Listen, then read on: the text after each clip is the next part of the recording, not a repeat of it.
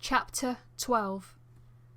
It was hard not to find his smile infectious, not in the least because it felt almost just to see the destruction of anything Dalek, in the remains of my own destroyed home. I take it there was a purpose to that, I said, looking at the various wires and cables now strewn across the floor. Just letting our little electro chum out there know where we are, he said as he walked towards the door and peered out cautiously. My smile faltered slightly.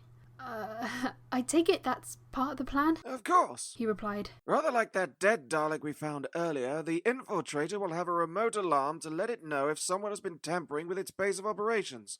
And now, without its charging station, it'll have to resort to converting its gathered energy. Taking another quick look outside, he beckoned me to follow him. So it can't make itself invisible anymore, I said, hopefully but still half expecting it to pop into existence as we exited the metal structure. Yes and no, the doctor replied. It could activate its light field, but for a Dalek, extermination will always be preferable to stealth. So any energy it gathers now will be used to kill. If anything, without its light field using up the energy, its weapon systems are now even more powerful. I stared at him for a moment, as if he hadn't quite realised what he'd just said. Please tell me that was also part of the plan. It was hard to keep the tone of worry from my voice. Of course, he replied confidently. If anything, that's very much the crux of the plan. Its greatest asset will become its greatest weakness. Its Achilles heel, if you will. I looked at him blankly. It's what? Achilles heel, he said, still looking around for any sign of movement. Achilles was a... He turned to me and, obviously noticing my blank expression, he waved his hand in a dismissive gesture. Never mind. It's not important. He beckoned me to follow him around the corner of the ruined building to the base of the water tower. The ground here was a bit muddier, as drips of water leaked from the tower. Obviously the regular storms the doctor had mentioned had filled up the tower. Looking up at the structure looming over us, I noticed near the top a big bowl-like structure, almost like a dish. It hung from the side of the tower as a cable ran down to the station pod, disappearing around the back, obviously leading inside. Meanwhile, the doctor rummaged around in his pockets before pulling a lump of what appeared to be gooey clay, grey in colour with bits of fluff stuck all over it. As I watched, he squeezed it in both of his hands to form it into a ball. It stuck into his left hand, and when he tried to reform it, it stuck to his right.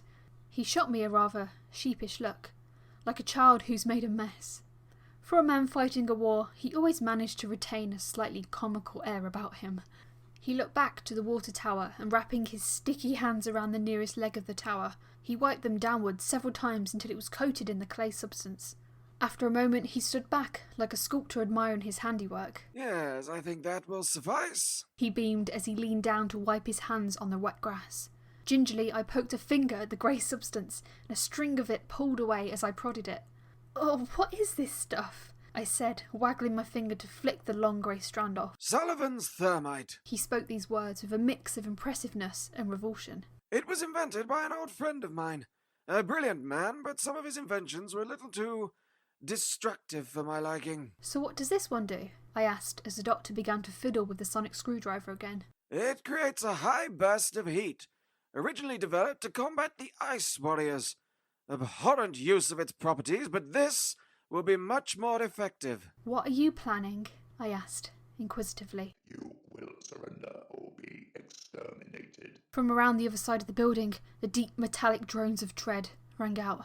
Almost in one fluid movement, the doctor turned towards the noise before turning back to me and thrust the sonic screwdriver into my hands. When I give you the signal, pull back on the top part and point it at the thermite. And as he said this, he turned back and began to walk around the ruins towards the oncoming Dalek. Wait, I said, in a panicked but a hushed tone, trying not to draw the Dalek closer. What's your plan? What signal? The doctor continued his confident walk without looking back. Don't worry, you won't miss it. Peering out from behind the ruined wall, I saw the doctor stride confidently around the front of the Dalek station pod, before stopping to stand with his hands clasped behind his back.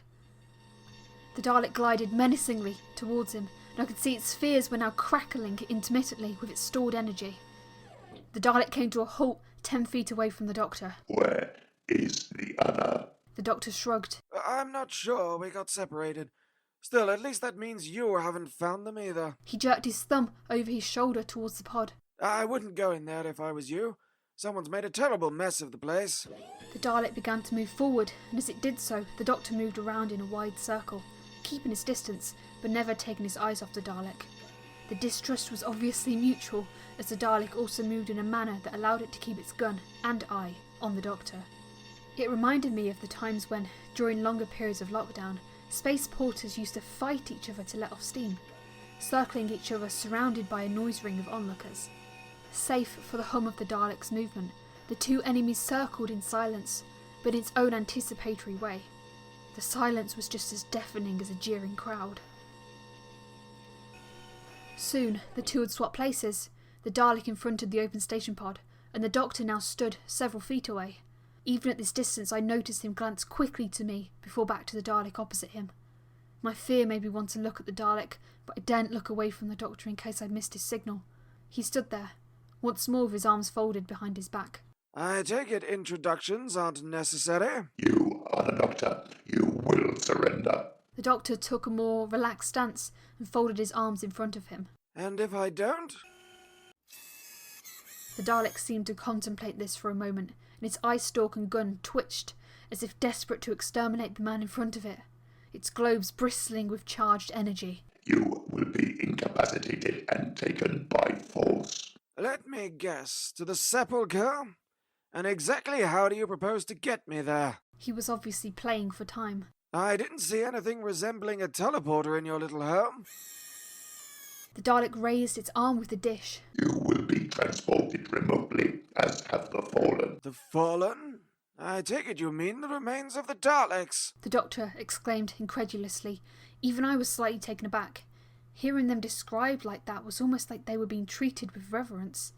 But then this was a war, and they were still soldiers. It was still strange to hear Daleks exhibiting such humane concepts. They are being recovered. For what purpose? The Doctor questioned. You will cease your questioning The Dalek's globes crackled with energy as it spoke. and surrender. Or what? The Doctor interjected quickly, and the Dalek jumped suddenly, surprised by the interruption. The Doctor let his hands hang by his side. He lowered his head slightly, but kept his gaze on the Dalek, his demeanour becoming confrontational. Or what? He repeated, his voice low but stern. The Dalek's gun twitched towards the Doctor as its globes crackled again, even more brightly. You will be Exterminated? The Doctor smirked slightly. I couldn't quite believe it. He was taunting the Dalek. What was his plan?